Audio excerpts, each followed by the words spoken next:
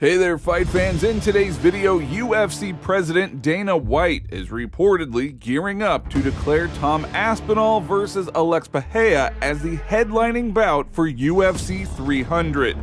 Also in this video, if Israel Adesanya does compete at UFC 300, his opponent will be the current UFC middleweight champion, Dricus Du Plessis.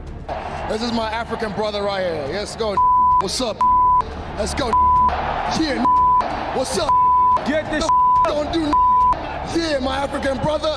Yeah, my African brother. Alexander Usyk's reaction to the cancellation of the fight with Tyson Fury has become known. Whoa, stop!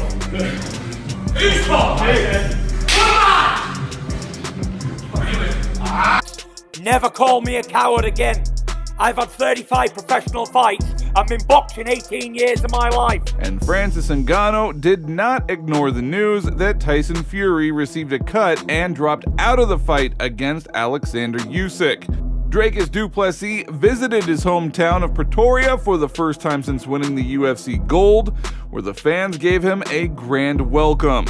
And then at the end of the video, Dana White and Tony Ferguson react to Sylvester Stallone paying tribute after Carl Weathers' passing.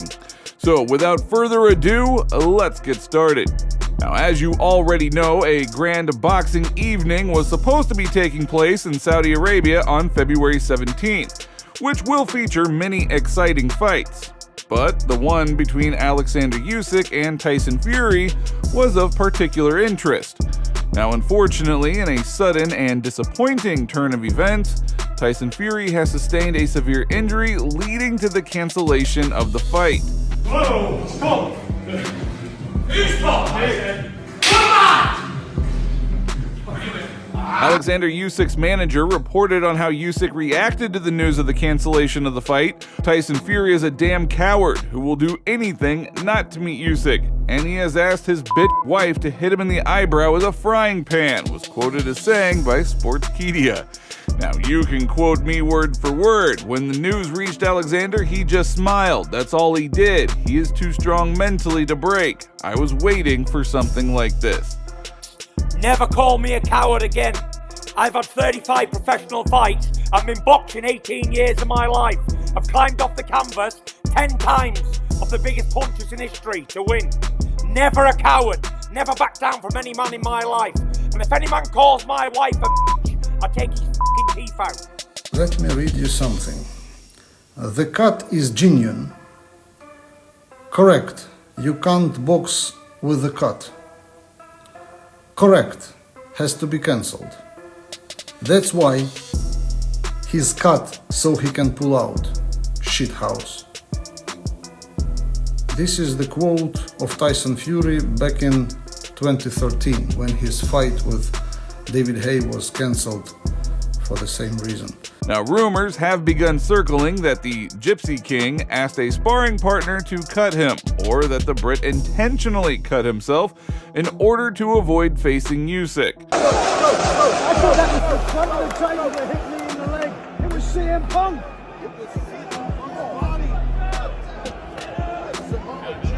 Matchroom Boxing chairman and one of the boxing's leading promoters, Eddie Hearn, has now scoffed at suggestions that Fury cut himself on purpose.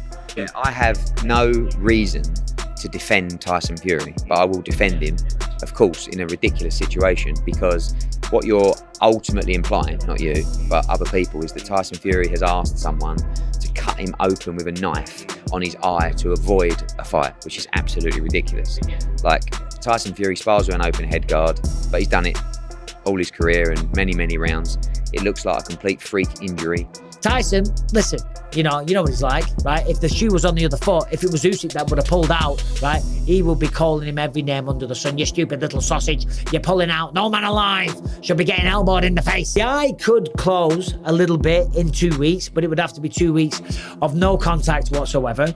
And then, as soon as the fight starts, the first punch to that eye and that cut will open up, and then that's it, the fight's off. And then Tyson's lost all of the titles, and he's lost to Alexander Usik, and he's lost the possibility of being the greatest boxer of his generation and possibly one of the greatest heavyweight boxers of all time. Kind of a man, Carl Froch is. a friggin' shithouse. He knows better than that. But at the end of the day, they've got to discredit Tyson to make them look better. Come on, Usyk, you little bitchy!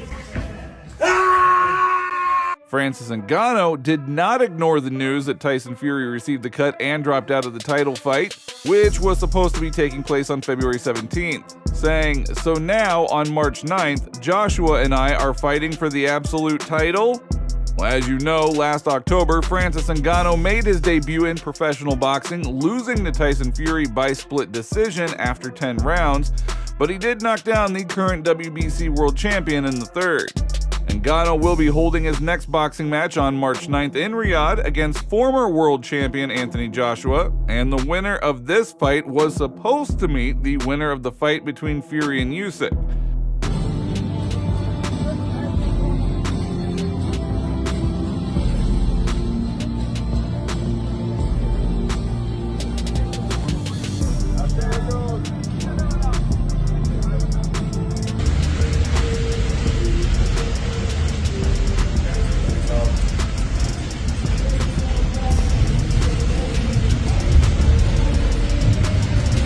If Israel Adesanya does compete at UFC 300, his opponent will be the current UFC middleweight champion, Dricus Du Plessis.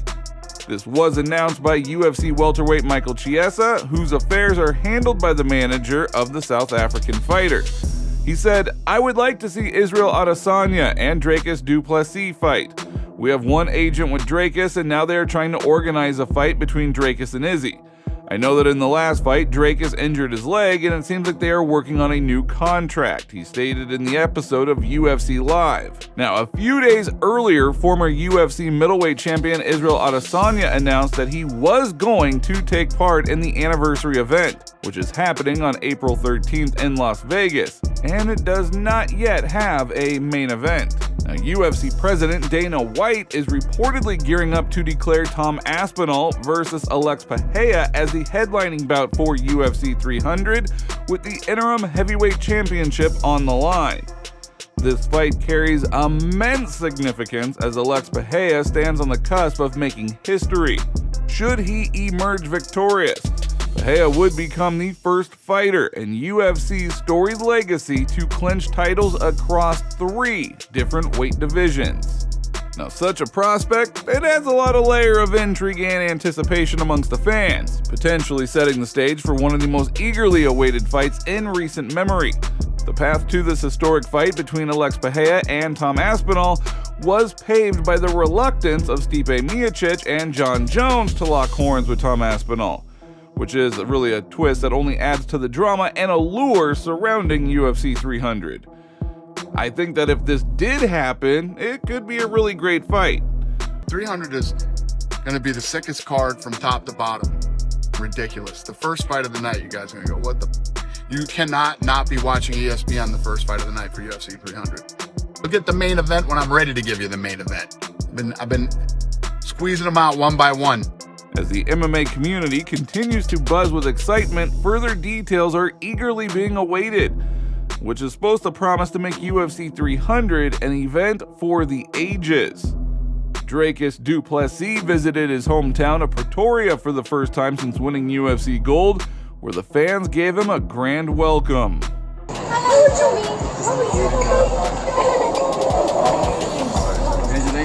What's up, guys? Dricus Du Plessis here. Just touched down back in Joburg, OR Tambo. We just finished the tour in Cape Town, and we have the best convoy. Basically 1,000 Harleys.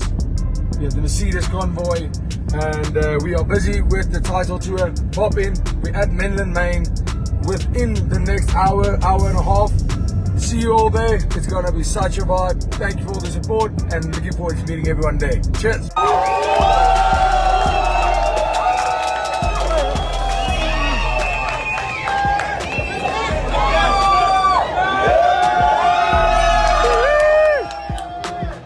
In a heartfelt tribute to the late Carl Weathers, who had passed away on February 1st, 2024 at the age of 76, the MMA community, led by figures like Dana White and Tony Ferguson, have come forward to honor the actor's legacy.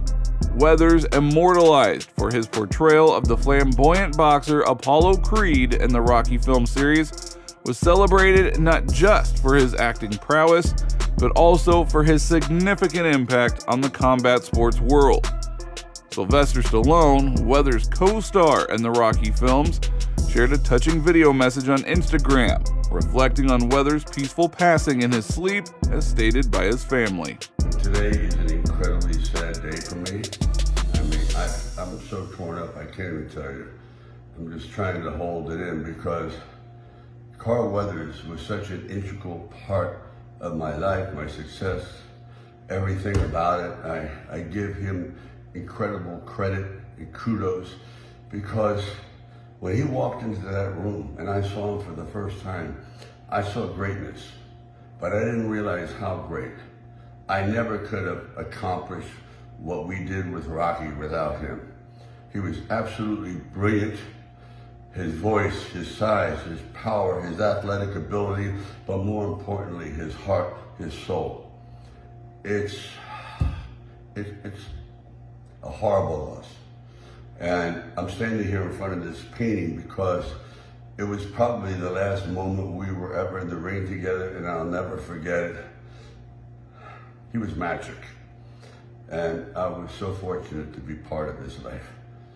So, Apollo, keep punching. Our team also extends our condolences to the family of Carl Weathers. That is all for today. If you liked the video, don't forget to like and subscribe to the channel because it is very important to us, and thank you all in advance.